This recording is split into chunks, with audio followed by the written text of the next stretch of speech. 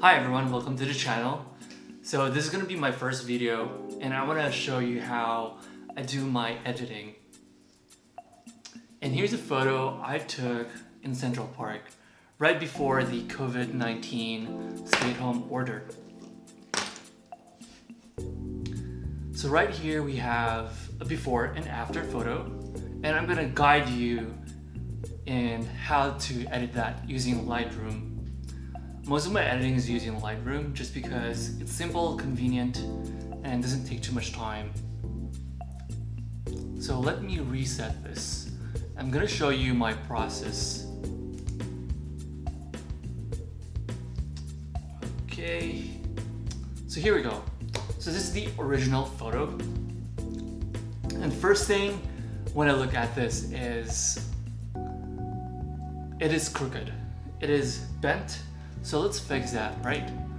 This first thing we want to fix, and you can just click auto to auto fix the orientation, and you can see that now the lines here are aligned with the buildings. So we're at a good place.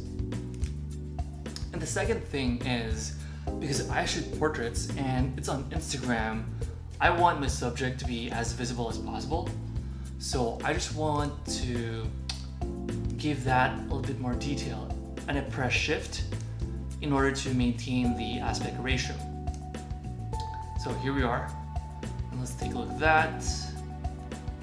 Yeah, now that looks much better. And the next thing I want to do is I want to, first of all, just to start with, adjust the exposure, overall exposure, just so that I can see the subject better. So I don't want to put it too high because it blows up everything.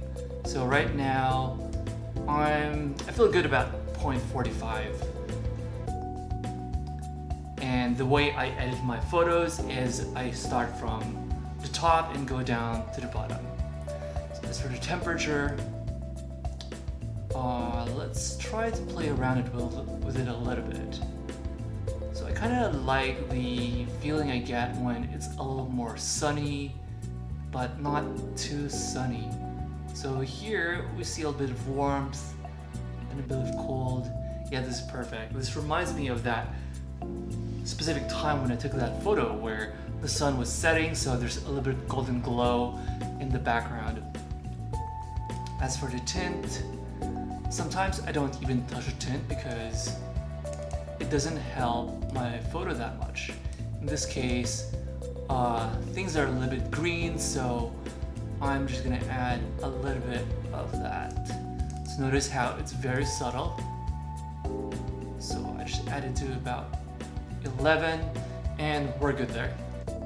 As for contrast, this one, notice how if you lessen the contrast, it just looks more flat. So I like good amount of contrast, but not too much. And I think I'm gonna go with this 16.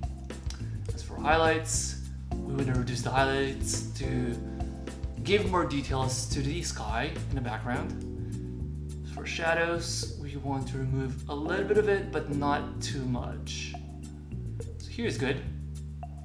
As for whites, once again, I want to give more detail to the background, so I just reduce all of it.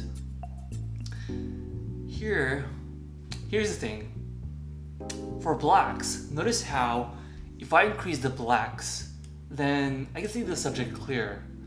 But then, personally, I just love having blacks, a lot of blacks in my photos, because it gives that photo that crisp, that solid look. So I want to add a lot of it, not too much though. Here, I'm actually making it -29. That's good. So now we go with presence. Here's just adjusting like the texture, giving the photo a bit more definition. And here we go. Love it. So around 32 is good. Not too much, just a little bit. Clarity, adding a bit of clarity gives it a little bit more pop as well. So I don't want it too much to give it still a natural look. So here is good. Just a 10. For dehazing, I will keep it around here as well, because I love the richness of the color with that.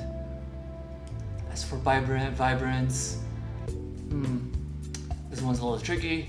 We don't want too much, and I think this is a healthy balance where I'm feeling the glow of the sky.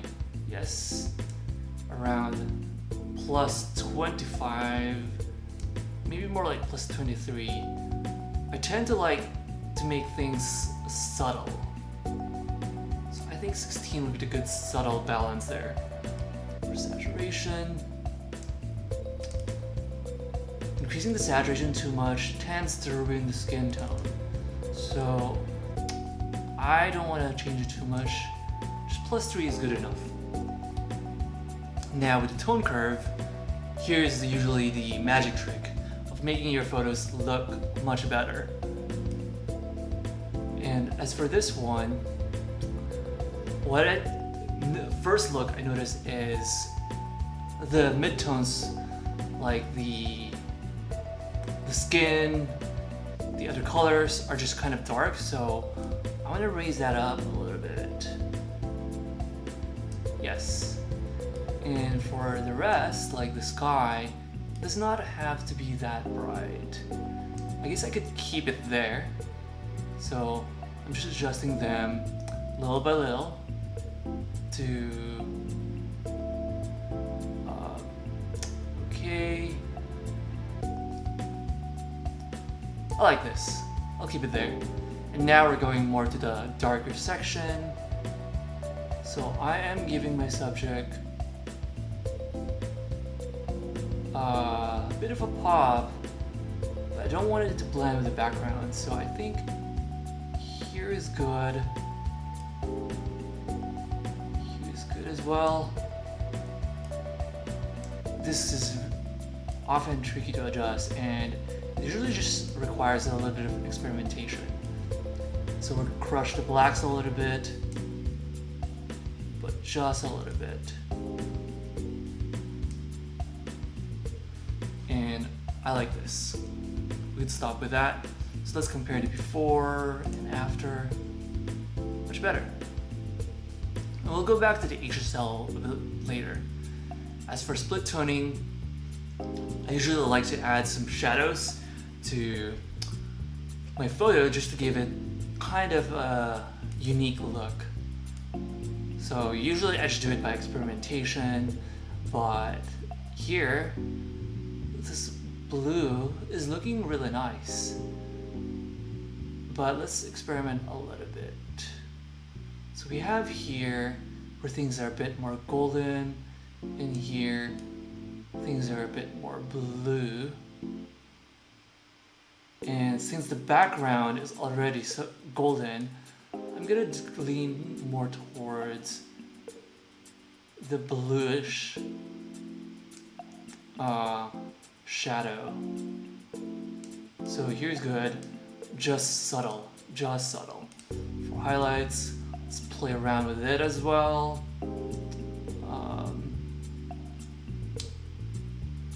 I feel that I don't need to add too much of an effect because I want to keep the photo as natural as possible.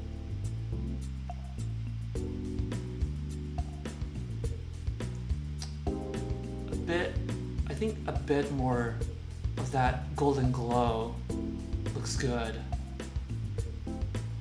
but just a little bit. It is so subtle. So subtle. And if we turn this off and on, you can barely notice any difference. Yes. So maybe we'll actually add a little bit more here. And for highlights, a little bit more. Okay. Now let's take a look.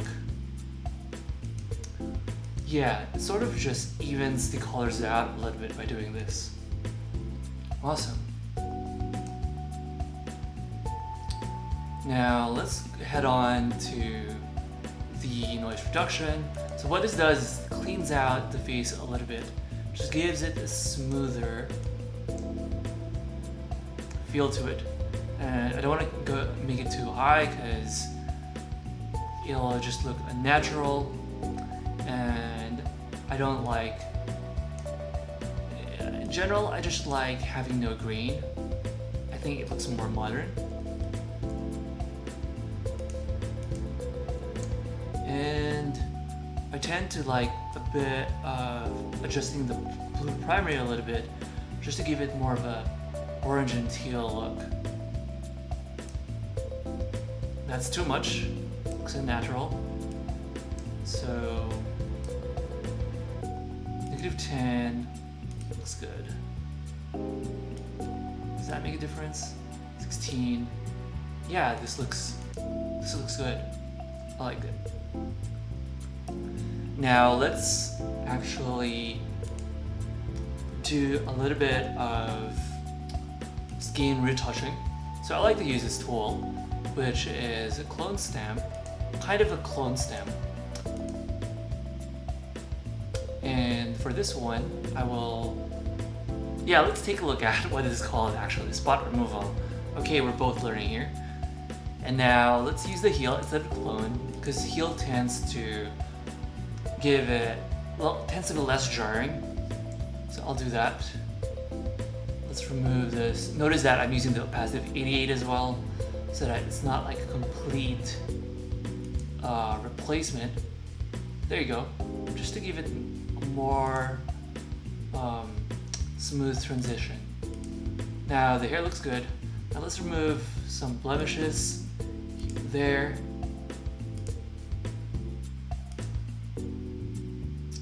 Here as well. And a couple here.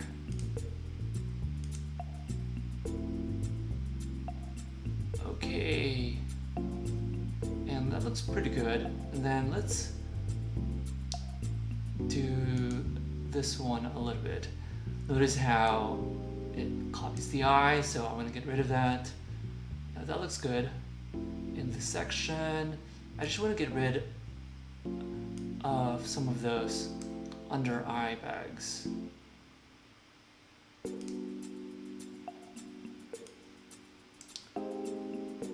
So now things are looking better, and I want to even this out, the nose a little bit. Awesome. At this point, so in this area on the face, it's a little bit darker, so I will just do some patching here and there. So that looks a little bit nicer. And here, I noticed that there's a bit of an indent on the face there. So I'll fix that up as well. So now things are looking a bit smoother, but then there's like a dark patch in there. So let me cover that as well. This is a little bit tricky. So let us make this slightly bigger. Now, it looks better. Awesome. Next thing I want to do is I would want to use this tool right here, the adjustment brush, to smoothen out the skin a little bit. So I click a spot with the auto mask on and press O to show which spot is being masked right now. Okay. And of course, as you do that, right now don't worry about the bleed too much. We'll fix that later on. Okay. Now let us go down here. Oops. And let's apply the same adjustment brush onto the hands as well.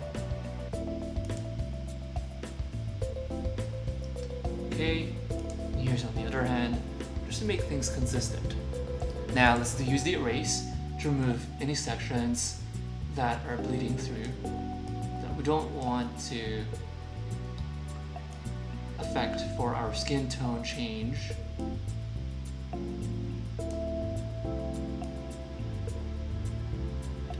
Just erasing, like a magic wand here.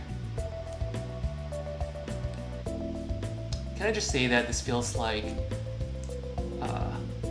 surgery?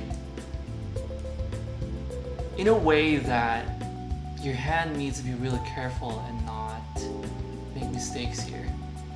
Okay, so now we got that done. Let us click O again, press O again to turn that off, and now we can adjust the texture to smoothen out the face.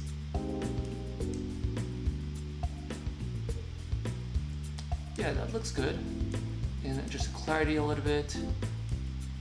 Maybe not too much. Let's reduce the texture a little bit, just to make it still look natural. And let's press this again. Notice how even the lips are getting affected. So one thing I forgot to do right there is to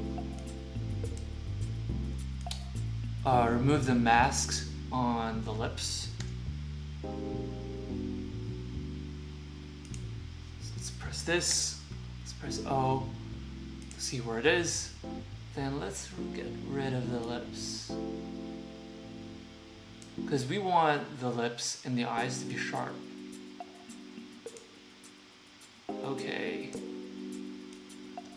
let's make sure the eyes are not affected. That looks good. So remove O, and there you go. So now things are looking good right now, and we just need to do some finishing touches. So let's compare the before and after again. It looks so much better. And one little trick I like to do is to brighten up the skin a little bit by doing the HSL and adjusting the luminance.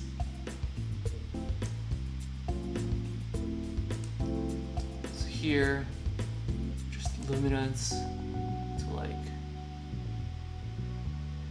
43. I think looks pretty good. And let's look at anything, if there's anything I'm missing. So far so good. So let's take a look at that. And we got that. One thing I want to do is add even a little bit more of that teal look in the background.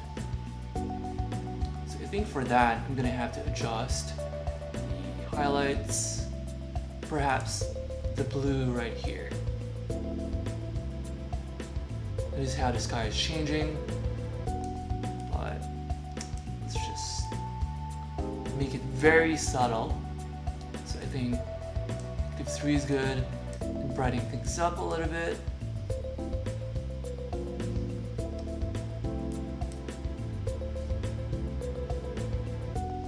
And there we have it. There we have it. I feel like something's still off, to be honest. So let's do some adjustment. Perhaps the highlights is too much. Yeah, like I don't need the highlights at all. It looks good naturally. Now I'm liking this a lot better now. So let's compare the before and after. Here we go. That's our final product. I hope you enjoyed this tutorial, and If you do, then please like and subscribe, and I'll make more of these in the future.